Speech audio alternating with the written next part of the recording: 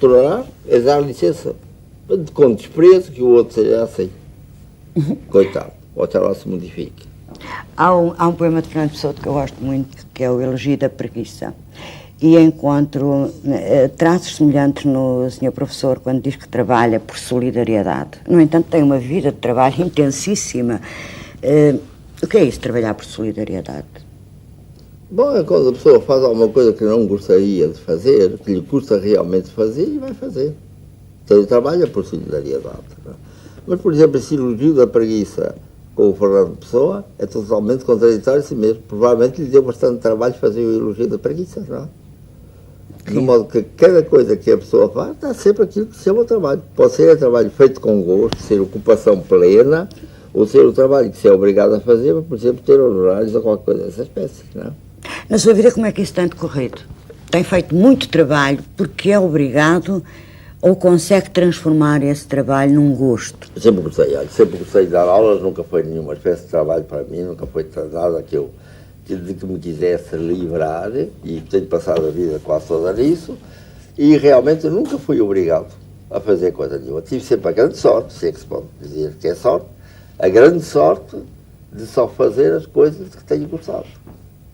De maneira que nunca houve esse conflito do trabalho para mim próprio. Não? E também, eu li que o Sr. Professor acha que refazer poesia, a sua poesia, que é uma espécie de amalandramento. Não leva a sério a sua poesia, os seus escritos? Bom, então, nunca trabalhei em poesia. De repente algum poema surge e eu apenas o escrevo. De maneira que tenho as maiores dúvidas que seja eu que eu faça. Lá quem faz, não sei. Mas por mim, não creio que faça. A não ser que seja preciso, às vezes, acertar qualquer coisa que saiu torta do outro que ditou o poema ou qualquer coisa dessa espécie. Não é? De maneira que acho que poesia, o poema, não é coisa que me dê trabalho, nem a que eu dê importância nenhuma. Quando tem que sair, sai. E depois, durante muito tempo, não há poema nenhum que saia, por mais que eu quisesse fazer um poema, não conseguia coisa nenhuma. É só quando ele lhe apetece. Não é? Eu estou às ordens dele. Se aparecer, eu faço. E, no entanto, todo o seu discurso é poético. Toda a sua filosofia é poesia. Acho que? Toda a filosofia de vida do Sr. Professor é poesia. Pode ser. Provavelmente toda a nossa vida é poesia. Tá? E todo o objetivo da nossa vida deve ser, quando acabássemos, as pessoas dizerem morreu um poema. Eu costumo dizer que o Fernando Pessoa ser chamado grande poeta não é por causa dos poemas que escreveu. Podem-se encontrar muitos outros poemas tão bons como os dele. A questão foi o Fernando Pessoa ter conseguido fazer dele um poema. Dedicar-se completamente àquilo que queria, sem se importar se comia, se não comia, o que é que se passava na vida dele, se iam dormir, se não tinham dormir, tanto lhe fazia. Isso é que eu acho que foi a grande criação poética do Fernando Pessoa. E de vez em quando escrevia um poema. Alguns até saíram bastante bons, como se sabe. Não é?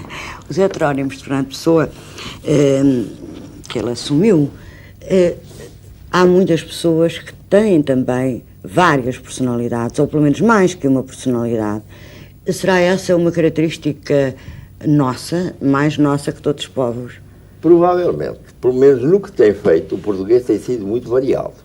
É possível que se eu me importasse com os outros povos, tanto quanto me importa com os portugueses, ou com o que o português espalhou para o mundo, eu acharia muitos outros povos tão variados como o nosso povo. Mas como é com ele que eu tenho mais contacto, é evidente que eu os acho de uma grande riqueza de personalidade e gostaria bem que houvesse os regimes económicos e os regimes políticos e as crenças filosóficas, culturais, tudo isso de tal maneira que o português não precisasse por nunca coisa nenhuma no seu cartão de visita. Era ele, tinha um nome, acabou-se, e o resto era o que viesse na altura. Tão variado e tão imprevisível como era o tal Fernando Pessoa.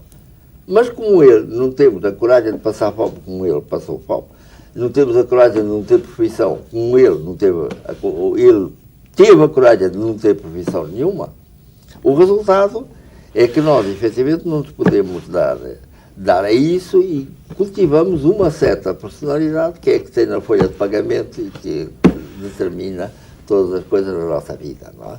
Mas o ideal seria, não, termos de cada vez um, aparecer um de vez em quando com grande surpresa dos outros, não é? E sem precisar de ter heterónimo nenhum. Todos conhecidos pelo mesmo nome. Olha, Sr. Professor, parece que o nosso tempo está a acabar. Eu tenho muita pena e, se me permite, eu terminaria com a parte final, justamente, do seu poema. De nós, nada mais deixamos que vãs memórias. Só Deus é grande, só Deus é santo e o demais, histórias. Bem, é uma definição que se pode dar de livro, se podem dar várias outras. Mas está bem. É uma teologia que eu aceito muito bem, com muito gosto. Muito obrigado.